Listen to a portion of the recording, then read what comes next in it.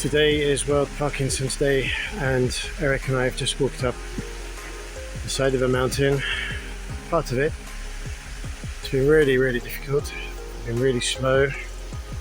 I have difficulty with my vision, my muscular rigidity problems, mobility, balance problems. But I've taken a long time to do a short distance, and I'm really pleased with myself. I look like a wreck. Here, look behind me.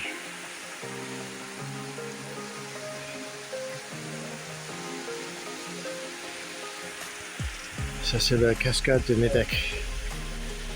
The Cascade, the Waterfall of Nideck.